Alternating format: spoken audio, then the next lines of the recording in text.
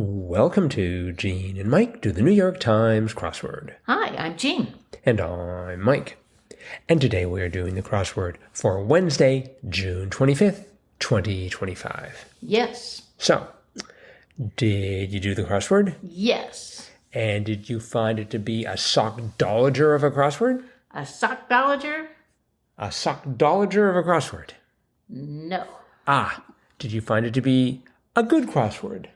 I found it to be a difficult crossword. Me too. I found it took me much longer than I normally expect to take on a Wednesday. Like what I would spend on a Thursday or Friday. Mm-hmm. So, yeah. And I bet one of the reasons was because of the theme. Yeah. That's why I thought it was a SOCKDOLAGER of a crossword, by the way. Oh, uh-huh. Mm-hmm. So, well, the theme was pretty unique. So, for a Wednesday, for sure. Right. Because it had a rebus. That was my drum roll, which I realize now, too late. I know, I just about fell over when I was trying to solve it and I was like stuck and I'm like, they must be, rather than accept a rebus, I always think, they just left off a letter somewhere. Oh. And trying to figure out, did they lose the last letter? What happened here? Mm-hmm. But they made it pretty obvious that there was a rebus. I mean, the clues that indicated rebuses were pretty straightforward, I think. At least two of them were. Okay. Yes. Well, yes, that's very true. That's very true. But I got to the revealer that said there were 4 rebuses, and I only had 3. Oh. And I knew where the 4th one was, kind of, but I couldn't.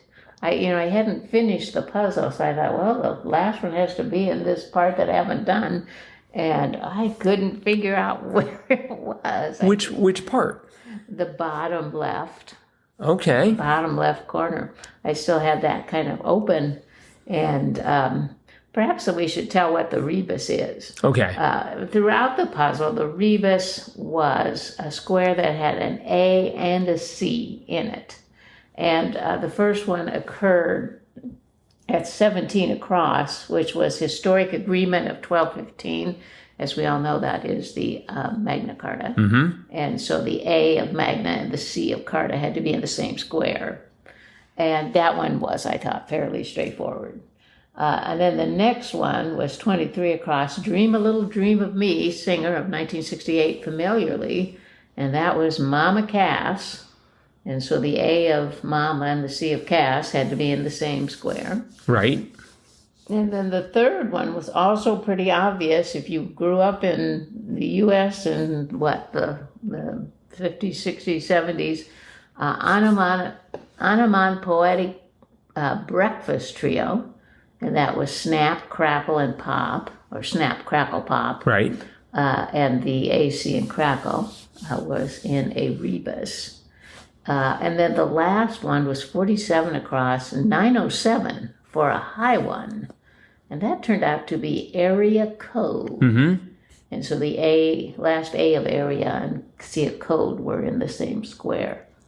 And then you get to the revealer, which is 58 across, incentive to stay indoors on a sweltering day informally, or a hint to the 4 squares in this puzzle. Well, AC was a part of this one as well. It was central AC, or air conditioning. Right. Which we definitely made plenty of use of the last 3 days. Yes. But not today. Today's nice and cool. So, at least it was in northeast Wisconsin. Mm-hmm. Not in New York City, though. I think New York City was just absolutely roasting. Yes, well, I think the heat that we had moved their way. So I thought this was exceptionally well-timed. It's amazingly well-timed. I don't know what the turnaround time is for a crossword and how quickly they can swap one in for another. I don't know. I mean, they'd have to get the columnist to write the column for it, too. So right. Maybe it was just a coincidence, but... Perhaps, but yes. Yes, central AC. But my area there, where area code was, I didn't have a lot of them. And the ones I did have were wrong. Oh, really? Particularly 31 down, which I am sure tripped up a lot of people. Because the question was popular stocking stuffer. Mm-hmm. And I had candy cane. Candy cane fit in there just so well without a rebus. And I did not want to take it out. And there were just so many that crossed that I didn't know for sure. Like the first one, 31 across, California blank, abstaining from everything but cannabis, say. And it turned out to be California sober. Mm-hmm. But I had California cobber. I thought, well, I don't know. Why I had no idea. So Sure. And then like 53 across was a bad bug. I thought, well, that's got to be flu. But of course, I had a C in the middle of it for cane instead of an L. So I thought, well, maybe there's some like 3-syllable bug that I don't know, or 3-letter bug that I don't know. Mm-hmm. But anyway, I just had a lot of trouble in that corner. But eventually, I figured out area code, and then I'm like, okay, that's not candy cane, and it turned out to be Santa Claus, right? With the AC right there in the middle of Santa and Claus. And so, yep, it worked. Mm-hmm. But boy, I struggled. Yeah, I got Santa Claus right away, and I had, for 39 down, Tax Prep Pro. I thought, well, that has to be CPA. Right. So yes. I knew it started with an A. Mm-hmm. And then the second letter came from 36 down, legato notation in music, slur. Right. So I thought, oh, it's starting off with an AR, and I sort of looked at the number 907 and thought, area code. Uh-huh. So... would like to point out that AC, central AC, the ACs of all of the answers are exactly in the middle of the entire answer. Yes, that's true. So Central AC. Central AC. Mm-hmm. Yeah. So that's very clever. Yeah, and I went and counted just to make sure they weren't really? off by one. But this is the New York Times. Uh-huh. They were spot on. Uh-huh. 3 on the left, 3 on the right, 4 on the left, 4 on the right, and so forth. Mm-hmm. Yeah. Well done. Yes. Mm-hmm. By Ben Zimmer and Zach Sherwin, their third and second crosswords respectively. Wow. It was a winner, but boy, it was a challenge. Yeah, I don't know. I had a few places where I had difficulty, like 49 across, bit of gear for Vermeer, and I had it starting with PA, and I thought it was going to be something with paints, but it was palette. Then I had to figure out how to spell palette. Yes. I always want to spell it with 2 L's. But the first 2 T's. It's 2 T's, right? Mm-hmm. Yeah. And I needed that I needed that to only have 1 L because 52 down, the first lady of Italy was Eva. Eva, yes. I had a little trouble there too because the one right under it, 54 across, 2008 romantic drama starring Joaquin Phoenix and Gwyneth Paltrow. And it turned out to be 2 lovers. Mm-hmm. I put 2 loners. Oh. So that first lady of Italy was... Ina. Ina. I'm like, oh, really? And that was First Lady of Italy, ? Yes. So... Well, I'm assuming that's how you say Eve in Italian, because Eve was the first lady. Right. So... We actually had another reference to this somewhere. Let's see if I can find out where that was. It was a reference to an opera. Oh, that was 44 down. 44 down. Opera with a baritone Iago. Is that what you're thinking? Yes, and that was Otello. Otello, yeah. And I was like, why is it Otello? Why isn't it Othello? Because the opera's called Otello. Well, it's called that because Othello in Italian is Otello. Yeah. Just like Eve in Italian is Eva. Uh-huh. So I like the fact that they had those two right next to each other, drawing attention to the Italian spellings of various names. Mm-hmm. Mm-hmm. In fact, next to that we had 51 down, blank Dune cookie brand was Lorna. I don't suppose that's Italian for something else. Lorna Dune. No, I don't think so. We had 45 down. The quickest way to Harlem in song was the A train. I knew that one. Did you? Mm-hmm. Are you able to hum a few bars? No. Oh, okay. It would be a little bit on the tricky side, I guess. I thought 6 down was fascinating. Tool for removing a tree stump. Uprooter. I want to know what an uprooter looks like. I predict that that's a Britishism because that sounds so much like how the Brits name things exactly as they are, right? It's like the washing up powder, and the way out is called the way out. Yes. So I predict that some Brit invented the uprooter. Uprooter. 3 down, I was very surprised by. Miscellaneous collection, ragbag. Yes. I'm familiar with the phrase or word ragtag. Yes. But not ragbag. No, I've heard ragbag. Have you? Yeah. Well, it's not a debut either. It's appeared a total of 8 times. Every 5 years, starting in 1955, 1960, and 1965. And it took a break till 1990, and it was, before today, it was in about 2004. Wow. So it's been a while. Welcome back, ragbag. Boy, Ragbag. I can't even say that. I just want to make that B into a T so badly. Let's see. 9 across. Challenge accepted. Oh, I did want that to be game on. Oh no. But it was it's on. It's on. Yes. And I think that's a relatively new phrase for game on. game on. Yeah, it's on. That probably is the case. Like avaricious eyes, 16 across. So at first I thought it was going to be ugly, which made no sense whatsoever. Then I decided it to be green, because sort of green for greed. Oh, But it turned out to be beady. beady little eyes. I guess if you have beady eyes, you're greedy about something. Yep. Close to that, we had 21 across. Big name in dataism was ARP. Right. I actually knew that. Oh. I don't know how. It was just, sometimes I surprise myself. Well, And maybe going to the National Gallery last year. Could be. You saw something by ARP there. That might be the case. And that R of ARP ran into 10 down.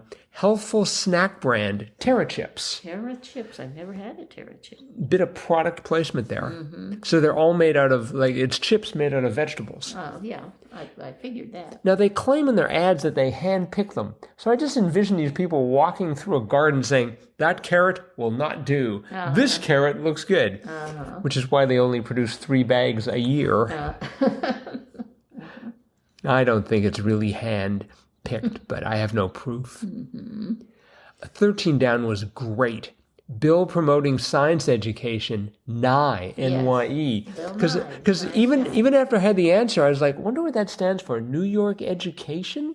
Oh, really? And then I realized, it's Bill Nye, that kind of Bill. Nye, the science guy. Yep, that was nicely done. I like 50 down. Right place at the right time, spelled R-I-T-E, and that was altered. Yes, yeah, that was cute. Plenty of rights there. 20 across, through the fog it came, in part 1 of Coleridge's The Rime of the Ancient Mariner, and it was albatross. Yes. I've forgotten that. I need to reread that. It's been a while since I read that. I forgot that an albatross plays a critical role in that. Oh, yeah. Let's see, 22 across, in retrospect, was obvious. Let's borrow, and the answer was loans to. Right. It's like, okay, got it. Well, I started with lens to, but it's loans to. Either one would work, I suppose. But loans worked much better with the puzzle clues. So. Yes. I think I ended up, or at least I certainly had a lot of trouble with 38 down. Don't let up, you've got this. And I was thinking it was going to be keep at it. Well, that's what I put originally. And it turned out to be keep on it. Keep on it, yes. Because with keep at it, I couldn't answer anything in that area. No, it did not work. And I wanted to hold on to it for way too long. Let's see, 30 across, ethnic group of Rwanda. The first thing I thought was Tutsi. Me too. Really? Yes. No kidding. Hutu. Yep. Listeners, you should know that Gene and I solve these crosswords independently, and this is the first time during this podcast where we actually talk about these. That's right. So anyways, Hutu was the correct answer. Yep. And then that last U of Hutu ran into 26 down, questionable in modern lingo, sus. sus, as I suppose in suspect. Suspect. We keep seeing that appear. It's shown up quite a few times lately. It's funny, we had that sus, and then 41 across was delay deciding informally.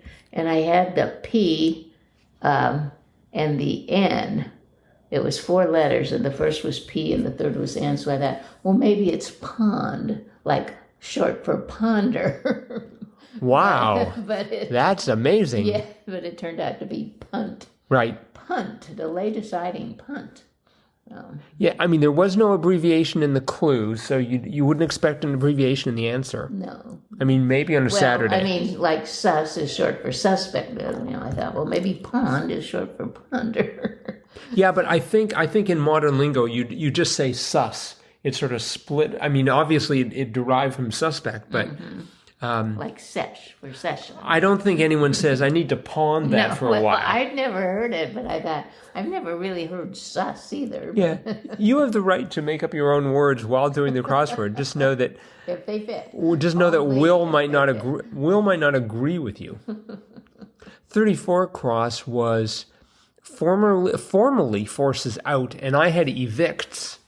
Oh. But it turned out to be exiles. Exiles, yeah. Worked much better as exiles.